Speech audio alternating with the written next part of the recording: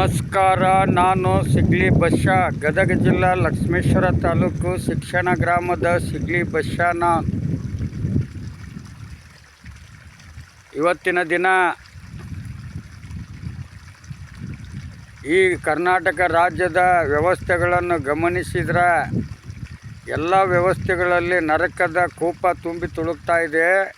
ಪ್ರತಿಯೊಂದು ವ್ಯವಸ್ಥೆಯಲ್ಲಿದ್ದವರು ಜಾಗೃತರಾಗ್ರಿ. ಒಳ್ಳೆಯದು, ಬಡವ್ರನ್ನ ಎತ್ತಿಡಂಥ ಎತ್ತುಗಳಾಗ್ರಿ.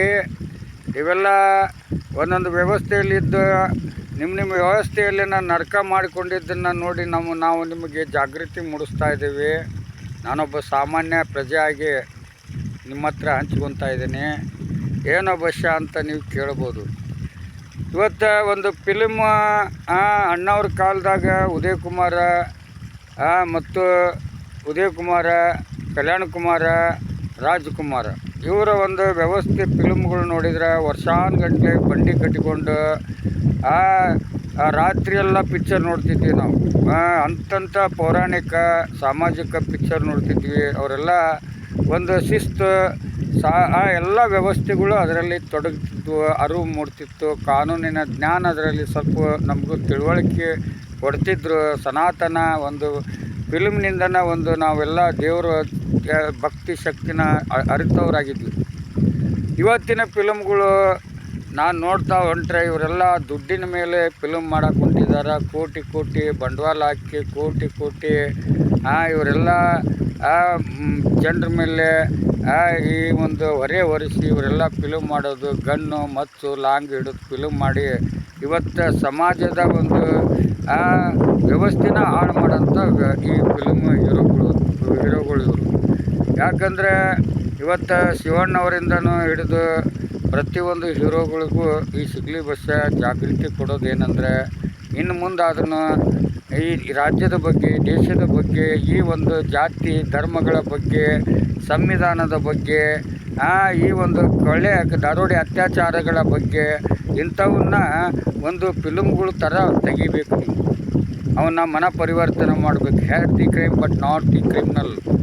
ಸಂವಿಧಾನ ಕೊಟ್ಟಿದ್ದೇನೆಂದರೆ, ಯಾವುದೇ ಒಬ್ಬ ಪ್ರಜೆ ತಪ್ಪು ಮಾಡಿದರೆ ಅವನು ಪಾಪದ ಶಿಕ್ಷೆಯ ಮುಖಾಂತರ ಅವನು ಪಾಪ ತೊಳೆದು ಶಿಕ್ಷೆಯಿಂದ ಶಿಕ್ಷಣ ಕೊಟ್ಟು ಮನ ಪರಿವರ್ತನೆ ಮಾಡಬೇಕಂತ 161 ನೀವೆಲ್ಲ ಅದನ್ನು ತಿಳ್ಕೋಬೇಕು.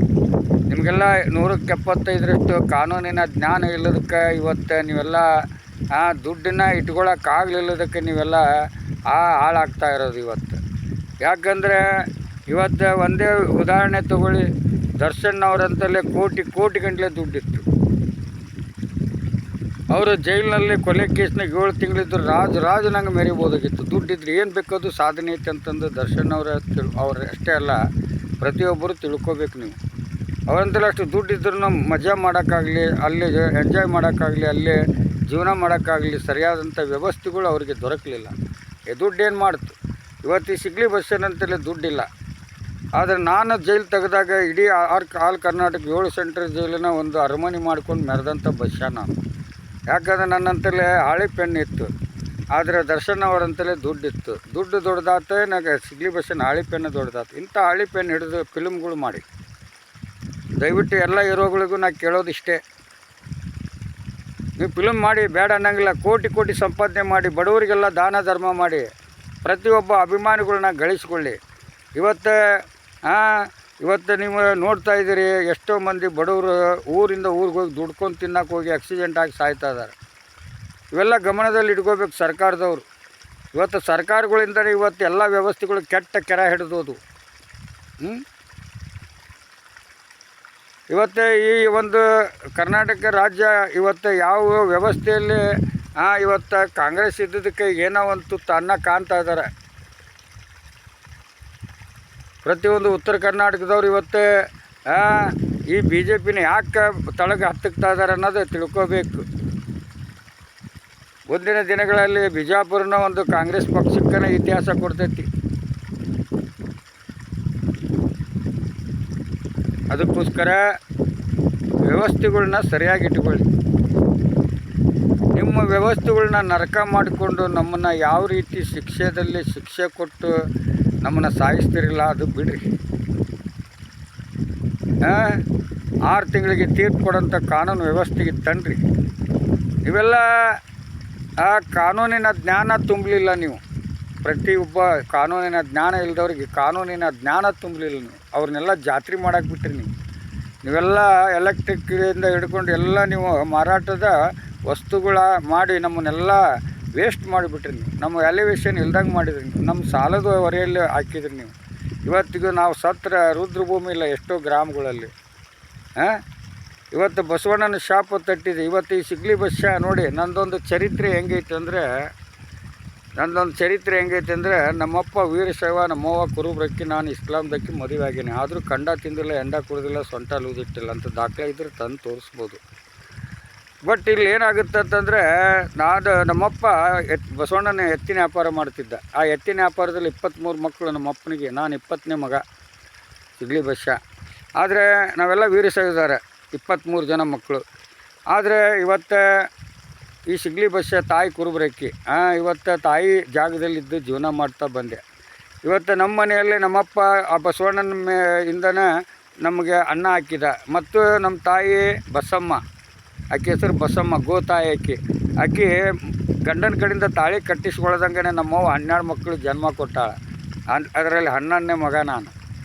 ಕುರುಬ ಕುಲದಕ್ಕಿ ಮೈಲಾರ ಶಿಬಾರ್ ದಾಳಿ ಹಾಕ್ಕೊಂಡು ನಮ್ಗೆ 12 ಜನಕ್ಕೆ ಜನ್ಮ ಕೊಟ್ಟು ತಾಯಿ ಅಂತಾಕಿ ನಮ್ಮ ಲಕ್ಷ್ಮೇಶ್ವರ ಪುಲಿಗೇರಿ ಸೋಮನಾಥ, ಬಸವಣ್ಣನ ಮೇಲೆ ಕುಂತಂಥ ಸೋಮನಾಥನ ಪ್ರತಿ ಸೋಮವಾರ ಹೋಗಿ ಪೂಜೆ ಮಾಡ್ತಿದ್ಲು. ಅದರಲ್ಲಿ ಸೋಮವಾರ ನನಗೆ ಜನ್ಮ ಕೊಟ್ಲದಕ್ಕೆ ನನಗೆ ಸೋಮನಾಥನ ಎತ್ತಿಡಿಯಂತ ಎತ್ತಾಗಪ್ಪ ಅಂತ ಬಸವಣ್ಣ ಅಂತ ಬಸ್ಸ ಅಂತ ಹೆಸರಿಟ್ಟರು. ಮತ್ತು ನಾನು ತಪ್ಪು ಗೋಹತ್ಯೆ ನಿಷೇಧ ನನ್ನ ಒಂದು ವೃತ್ತಿಯಲ್ಲಿ ಹೋರಾಟ ನಂದು. ಯಾಕಂದರೆ ಪ್ರಾಣಿ ಹಿಂಸೆ ಒಳ್ಳೆಯದಲ್ಲ ಅನ್ನೋದು ನಂದು ಒಂದು ಹೋರಾಟ. ಇದು ಕಾನೂನಿಂದನೇ ಸರಿ ಆಗಬೇಕು, ನಿರ್ಮೂಲನೆ ಆಗಬೇಕು.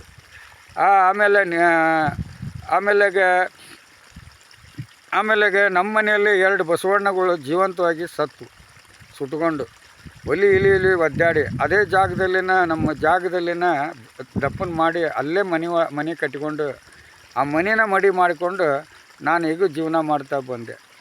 ಆಮೇಲೆ ನಾನು ಜೈಲಿನಾಗಿದ್ದಾಗ ರೋಡ್ನಲ್ಲಿ ಹೊಂಟಂಥ ಒಂದು ಬಸವಿ ಆಕಳ ಕರು ಹಾಕಿತ್ತು. ಅದು ಸತ್ತೋಗಿತ್ತು, ಕಂದನ ಹಾಕಿತ್ತು. ಅದನ್ನು ಒಬ್ಬ ಕುರುಬ ಕುಲದವನು ಪಂಚಾಯತಿ ಮುನ್ಸಿಪಾಲ್ಟಿ ಒಳಗೆ ಕೆಲಸ ಮಾಡೋನು, ಹಾವೇರಿ ಮುನ್ಸಿಪಾಲ್ಟಿ ತಹಸೀಲ್ದಾರ್ ಕಚೇರಿಯಲ್ಲಿ ಕೆಲಸ ಮಾಡೋನು, ಅವನು ತಮ್ಮಂದು ನನ್ನ ಹತ್ರ ಕೊಟ್ಟ. ಬಸ್ಸ ನಿನಗೆ ಪೂಜೆ ಮಾಡೋಕ್ಕೆ ಯಾವ ದೇವರಿಲ್ಲ, ಫೋಟೋ ಇಲ್ಲ ಇಲ್ಲಿ, ನೀನು ಪೂಜೆ ಅಂತೀವಿ, ಬಸವಣ್ಣನ ತಮ್ಮಂದು ಇಲ್ಲಿ ಇಟ್ಟಿದೆ, ಇದನ್ನು ತೋರಿಸಿ ನೋಡಪ್ಪ, ಇದನ್ನ ಇಲ್ಲೇ ದಪ್ಪನ ಮಾಡಿ ಒಂದು ಗದ್ಗೆ ಕಟ್ಟಿ ಎಲ್ಲರೂ ಪೂಜೆ ಮಾಡಿ ಕೈ ಮುಗಿರಪ್ಪ, ಬಸವಣ್ಣ ಎತ್ತಿ ಹಿಡಿತಾನೆ ನಿಮ್ಮನ್ನ ಅಂತಂದು ಹೇಳಿದ. ಅವಾಗ ನಾನು ಅಲ್ಲಿ ಸಿಂದಗಿ ಮಠದ ಅಜ್ಜಾರನ್ನ ಕರೆಸಿ ಅದಕ್ಕೆ ಪ್ರಾಣ ಪ್ರತಿಷ್ಠಾಪನೆ ಮಾಡಿ ಗದ್ಗೆ ಕಟ್ಟಿ ಪ್ರಾಣ ಪ್ರತಿಷ್ಠಾಪನೆ ಮಾಡಿ ಬಸವಣ್ಣಂದು ಒಂದು ಮೂರ್ತಿ ಮಾಡಿದೆ, ಗದ್ಗೆ ಮಾಡಿದಂಥ ಬಸ್ಸ ಅದನ್ನು ಈಗ ಹಾವೇರಿಯಲ್ಲಿ ತಹಸೀಲ್ದಾರ್ ಆಫೀಸ್ ಒಳಗಡೆ ಹೋಗಿ ನೋಡಿ, ಅಲ್ಲೇ ಸಿಗ್ಲಿ ಬಸ್ಸನೂ ಒಂದು ಗುಡಿ ಕಟ್ಟಿದ್ದಾನೆ. ಯಾಕಂದರೆ ನಾನು ಎಂಥ ಬಸ್ಸ ಅದೇನೆ ಅಂದರೆ ದೇವ್ರ ಮೇಲೆ ತುಂಬ ಅಭಿಮಾನ ನನಗೆ, ಭಕ್ತಿ ನನಗೆ. ಯಾಕಂದರೆ ನಾನು ದೇವ್ರನ್ನ ನೆನೆಸ್ಕೊಂಡು ನಡೆದಾಡೋದವನು. ಕಾನೂನು ವ್ಯವಸ್ಥೆ ಸರಿ ಇಲ್ಲ, ಕಾನೂನು ಸಂವಿಧಾನ ಸರಿಯಾಗಿದೆ, ವ್ಯವಸ್ಥೆಗಳು ಸರಿ ಇಲ್ಲ. ಇದನ್ನು ನಾನು ಹಂಚ್ಕೊತೇನೆ ನಿಮ್ಮ ಹತ್ರ. ನೀವೆಲ್ಲ ಜಾಗೃತರಾಗಬೇಕು. 175ರಷ್ಟು ನಿಮಗೆ ಕಾನೂನಿನ ಜ್ಞಾನ ಇಲ್ಲದ್ರಿಂದ ಇವತ್ತು ಜೈಲುಗಳಿಗೂ ದೊಡ್ಡ ಜೈಲುಗಳು, ದೊಡ್ಡ ಕೋರ್ಟ್ಗಳು, ದೊಡ್ಡ ವಿಧಾನಸೌಧಗಳು ಉದ್ಭವ ಆದವು. ಇವತ್ತು ನಿಮಗೆ ಕಾನೂನು ಗೊತ್ತಿದ್ದಿದ್ರೆ ಇವತ್ತು ಜೈಲು, ಕೋರ್ಟು, ಸ್ಟೇಷನ್ ಎಲ್ಲ ಕಮ್ಮಿ ಹಾಕಿದ್ವು. ದೇಶ ಕಾಯೋದು ಅಷ್ಟೊಂದು ಅವಶ್ಯಕತೆಯೇ ಇದ್ದಿದ್ದಿಲ್ಲ. ಯಾಕಂದರೆ ಕಂಬಾರ, ಕುಂಬಾರ, ಸುಣಗಾರ, ಸಮಗಾರ, ಎಳುವ, ನೇಕಾರ, ಮಡಿವಾಳ, ತಳವಾರ, ಗಾಣಿಗ, ಗೊಲ್ಲ, ಯಾದವ, ಕುರುಬ, ವೀರಶೈವ, ಹಿಂದೂ, ಲಿಂಗವಂತ, ಬಂಜಾರ, ರೆಡ್ಡಿ, ಕೊರಮ, ಕೊರಚನಂತ ಇನ್ನೂ ಎಷ್ಟೋ ಜಾತಿಗಳು ಸೇರಿ ಇಸ್ಲಾಂ ಆಗಿರಲಿ, ಕ್ರೈಸ್ತ ಆಗಿರಲಿ, ಬುದ್ಧ ಆಗಿರಲಿ, ಮಹಾವೀರ ಆಗಿರಲಿ, ಗುರುನಾನಕ್ ಆಗಿರಲಿ, ಮತ್ತು ಈ ನಮ್ಮ ಹಿಂದೂ ಅಂತ ನಾವೇನು ಹೇಳ್ಕೊತೀವಲ್ಲ ಅವರೇ ಆಗಿರಲಿ, ನಾವೆಲ್ಲ ಸೇರಿ ಒಂದು ಹಿಂದೂ ಆಗಿ ಹಿಂದೂಸ್ಥಾನದವರಾಗಿ ನಾವೆಲ್ಲ ಭಾರತೀಯವರಾಗಿ ನಾವು ಬದುಕ್ತಾ ಇದ್ದೀವಿ. ನಮಗೆ ಜಾತಿ ಧರ್ಮ ಇಲ್ದನೆ ಹುಟ್ಟಿದಂಥ ಮಕ್ಕಳು ಇವತ್ತು ಶಾಲೆ ಕಲಿಬೇಕಂದ್ರೆ ಭಾರತೀಯವನಂತಂದು ನಾಮಕರಣ ಮಾಡಿ ಅವನಿಗೆ ಶಾಲೆ ಒಂದು ಶಿಕ್ಷಣಕ್ಕೆ ಅವರು ಅರ್ಹರಾಗ್ತಾರೆ. ಯಾಕಂದರೆ ತಂದೆ ತಾಯಿನೇ ಇಲ್ದಂಥ ಮಕ್ಕಳು ಎಷ್ಟು ಮಂದಿ ಇಲ್ಲ ಹೇಳಿ. ಅಂಥವ್ರಿಗೆ ಸ್ಕೂಲ್ ಯಾರೋ ಸಾಕಿದವರು ಅದಕ್ಕೆ ತಂದೆ ತಾಯಿ ಇಲ್ಲ ಅಂದಾಗ ಅವನು ಭಾರತೀಯವನಂತಂದು ಸ್ಕೂಲ್ ಒಪ್ಕೋಬೇಕು, ಶಿಕ್ಷಣದವರು ಒಪ್ಕೋಬೇಕು, ಸಂವಿಧಾನದಲ್ಲಿ ಐತಿ. ಅದಕ್ಕೋಸ್ಕರ ಇವತ್ತು ನಾನು ಕೈ ಮುಗಿದು ಹೇಳ್ತೀನಿ, ಕಾಂಗ್ರೆಸ್ನವ್ರಿಗೆ ಹೇಳ್ತೀನಿ, ಬಿ ಜೆ ಪಿಯವ್ರಿಗೆ ಹೇಳ್ತೀನಿ, ಜೆ ಡಿ ಎಸ್ನವ್ರಿಗೆ ಹೇಳ್ತೀನಿ, ಒಳ್ಳೆ ಪಕ್ಷ ಕಟ್ಕೊಳ್ಳಿ, ಒಳ್ಳೆ ಶಾಸನ ಬರೀರಿ, ಬಡವ್ರ ಬಗ್ಗೆ ಚಿಂತೆ ಮಾಡಿರಿ. ಇವತ್ತು 190ರಷ್ಟು ಬಡವರು, ಇವತ್ತು ಬಂಜಾರ ಜನಾಂಗದವ್ರಿಗೆ ನಿಮ್ಮಿಂದ ಏನು ಉಪಯೋಗ ಆಗಿದೆ? ಅಲ್ಪಸಂಖ್ಯಾತರ ಜೀವನ ಏನಾಗಿದೆ? ಇವತ್ತು 10 ಮಂದಿ ಸವಣೂರು ತಾಲೂಕು, ಹಾವೇರಿ ಜಿಲ್ಲಾ, ಎಲ್ಲೋ ಹುಟ್ಟಿ ಎಲ್ಲೇ ಜೀವನ ಮಾಡಬೇಕಾದವ್ರು ಎಲ್ಲೇ ಹೋಗಿ ಅವರು ಜೀವ ಬಿಡ್ತಾರೆ ಅಂದರೆ ಅದು 10 ಮಂದಿ ಕೂಲಿ ಕಾರ್ಮಿಕರು. ಅವರಿಗೆ ತುಂಬಲಾರದಷ್ಟು ನಷ್ಟ ಆಗಿದೆ. ಅವ್ರ ಜೀವನ ಪರ್ಯಂತನೂ ಪರಿಹಾರ ಕೊಡಬೇಕನ್ನೋದು, ಅವ್ರ ಕುಟುಂಬಗಳಿಗೆ ಪರಿಹಾರ ಕೊಡಬೇಕನ್ನೋದು ನನ್ನ ಹೋರಾಟ. ಯಾಕಂದ್ರೆ ಪ್ರತಿಯೊಂದು ಜಾತಿ ಧರ್ಮಕ್ಕೂ ನಾನು ಪ್ರೀತಿ ಮಾಡೋಣ. ಯಾಕಂದ್ರೆ ನಾನು ಜೈಲಿನಾಗ ಪ್ರತಿಯೊಂದು ಜಾತಿ ಧರ್ಮದ ಜೊತೆಲಿ ಒಂದೇ ಮಾತ್ರಮ್ಮ, ಒಂದೇ ಉಸಿರು ನಲ್ಲಿ ಬದುಕಿ ಬಾಳ್ದಂಥ ಬಸ್ಯ ನನಗೆ ಅವೆಲ್ಲ ಇಲ್ಲ. ತಿನ್ನೋ ಅನ್ನ ತಿಂದು ಮಾತಾಡೋ ಮಾತಾಡಿ ನಿಮ್ಮೆಲ್ಲರ ಪ್ರೀತಿ ಗಳಿಸೋ ಬಸ್ಯ ನಾನು. ನನ್ನ ಆಸ್ತಿ ಏನಪ್ಪ ಅಂದ್ರೆ ಕನ್ನಡ ಧ್ವಜ ಮತ್ತು ರಾಷ್ಟ್ರೀಯ ಧ್ವಜ ಮತ್ತು ಬಾಬಾ ಸಾಹೇಬ್ ಅಂಬೇಡ್ಕರ ಧ್ವಜ. ಯಾಕಂದ್ರೆ ನನ್ನ ಭಕ್ತಿ ನನ್ನ ಮನಸ್ಸಿನಲ್ಲಿ ಇಟ್ಕೊಂಡಿರ್ತೀನಿ. ನಾನು ಯಾವತ್ತು ದೇವ್ರ ಹತ್ರ ಹೋಗಿ ದೇವ್ರ ಪೂಜೆ ಮಾಡಿ ಅವ್ನು ಮುಟ್ಟಿ ಯಾಕೆ ಬೇಕು ಇವೆಲ್ಲ? ದೇವ್ರ ಮುಂದ್ಗಡೆ ಅಡ್ಡಾಡಿ ಆಶೀರ್ವಾದ ಮಾಡಪ್ಪ ಅಂದ್ರೆ ಅವನು ಕೊಟ್ಟೇ ಕೊಡ್ತಾನೆ. ಮನಸ್ಸು ಶುದ್ಧ ಇರಬೇಕು, ನಂಬಿಕೆ ಇರಬೇಕು, ಭಕ್ತಿ ಇರಬೇಕು, ಭಯ ಇರಬೇಕು, ಸಮಾಧಾನ ಇರಬೇಕು. ಇವೆಲ್ಲ ಇಟ್ಕೊಂಡು ನಾವು ಜೀವನಕ್ಕೆ ಒಂದು ದಾರಿಯಲ್ಲಿ ನಡೆದ್ರೆ ಎಲ್ಲನೂ ಆಗುತ್ತೆ. ಅದಕ್ಕೆ ಶಾಸನದವರಾಗಿರಲಿ, ಕಾನೂನು ಪಂಡಿತರಾಗಿರಲಿ, ಕಾರ್ಯಾಂಗದವರಾಗಿರಲಿ, ಮಾಧ್ಯಮಗಳಾಗಿರಲಿ, ಮೊದಲು ನಿಮ್ಮ ತಪ್ಪುಗಳನ್ನ, ನಿಮ್ಮ ಎನ್ನಾರುಗಳನ್ನ ನೀವು ಪರಿಶೀಲಿಸ್ಕೊಂಡು ಈ ದೇಶಕ್ಕೆ ನನ್ನ ಒಂದು ದಾರಿ, ಸಂವಿಧಾನದ ದಾರಿಯಲ್ಲಿ ಅದೇನೂ ಇಲ್ಲ ಅನ್ನೋದು ನೀವು ಥಿಂಕ್ಸ್ ಮಾಡಿಕೊಂಡು ಬದಲಾವಣೆ ಆಗಿ ಈ ಒಂದು ವ್ಯವಸ್ಥೆನ ಮಡಿ ಮಾಡಿಕೊಂಡು ಮಡಿಯಾದಂಥ ಜಾಗದಾಗ ಕಾನೂನು ಗೊತ್ತಿಲ್ಲದಂಥ 5 ನಿಮಿಷ ಚಟ, 5 ನಿಮಿಷ ಚಟ, 5 ನಿಮಿಷ ಸಿಟ್ಟಿಗೆ ತಪ್ಪು ಮಾಡಿದಂಥ ಅಪರಾಧಿಗಳಾಗಿರಲಿ, ಆರೋಪಿಗಳಾಗಿರಲಿ, ಅವರಿಗೆ ಶಿಕ್ಷೆಯಿಂದ ಶಿಕ್ಷಣ ಕೊಟ್ಟು ಈ ದೇಶನ ಒಗ್ಗೂಡಿಸ್ಕೊಂಡು ನಡಿಬೇಕಾಗಿದ್ದೇ ಈ ಜಾತ್ಯತೀತ ದೇಶ ಅಂತ ಇದು. ಏನಂತೀರಿ? ಹಿಂದೂಗಳ ದೇಶ ಅಲ್ಲ ಇದು. ಎಲ್ಲ ಹಿಂದೂಗಳಂದ್ರೆ ನಾವೆಲ್ಲ ಧರ್ಮದವರು ಹಿಂದೂಸ್ತಾನದವ್ರು, ನಾವು ಭಾರತೀಯರು, ನಾವು ಇಂಡಿಯಾದವರು. ಇಷ್ಟೇ, ಇದನ್ನು ತಿಳ್ಕೊಬೇಕು. ಎಲ್ಲ ಭಾಷೆ ಕಲಿಬೇಕು, ಎಲ್ಲ ಜಾತಿನ ಪ್ರೀತಿಸಬೇಕು. ಆವಾಗ ದೇಶ ಓದಿ ಕೋಶ ಓದಿ ದೇಶ ಸುತ್ತಿ ಕೋಶ ಓದೋದು. ಮಾಳಿಂಗರಾಯ, ಹುಲಜಂತಿ, ಮಹಾರಾಷ್ಟ್ರ, ಸೋಲಾಪುರ ತಾಲೂಕು ಮುಳಜಂತಿ ಅನ್ನಂಥ ಮಾಳಿಂಗರಾಯ ಕುರುಬಕುಲದ ರೇವಣ ಸಿದ್ಧನ ಇತಿಹಾಸದ ಮಗ ಮಾಳಿಂಗರಾಯ. ಹೋಗಿ ಅಂಥ ಒಂದು ಅಭಿವೃದ್ಧಿ ಆಗಿಲ್ಲ, ಅವೆಲ್ಲ ಅಭಿವೃದ್ಧಿ ಆಗಬೇಕು. ಅಂಥವನ್ನೆಲ್ಲ ಅಭಿವೃದ್ಧಿಗೊಳಿಸ್ಬೇಕು. ಇದು ಸಿಗ್ಲಿ ಬಸ್ಸಂದು. ಅದಕ್ಕೋಸ್ಕರ ನ್ಯಾಯ ನೀತಿ ಧರ್ಮನ ಪಾಲಿಸ್ರಿ. ನನಗೆ ಏನು ಆಸೆ ಇಲ್ಲ. ರೊಟ್ಟಿ ಪಲ್ಯ ಒಂದಿಟ್ಟು ಪತ್ರಿ ಸೇರಿ ಮಾತಾಡೋ ಬಸ್ಯ ನಾನು. ನನಗೆ ಯಾವುದೂ ಬೇಡ. ಈ ದೇಶದಲ್ಲಿ ಸಾಯಬೇಕಾದ್ರೂ ನನ್ನ ಹೆಸರಿನಲ್ಲಿ ಈ ದೇಶದ್ದು ಒಂದು ಇದನ್ನೂ ಇರಬಾರ್ದು. ನಾನು ಕೆರೆ ನೀರನ್ನು ಕೆರೆಗೆ ಚೆಲ್ಲಿದ್ದೀನಿ.